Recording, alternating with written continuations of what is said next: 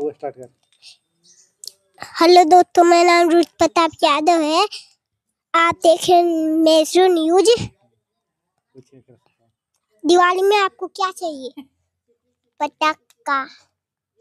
पटाखा का नाम बताओ। फुलझड़ी और अनार।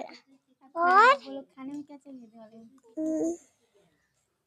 कुछ ना, बस। और पूछे सवाल, ढेर में सवाल पूछे ना, फिर से अलग अलग। अब तुमको खाने में क्या चाहिए? कुलकुले और चिप्स और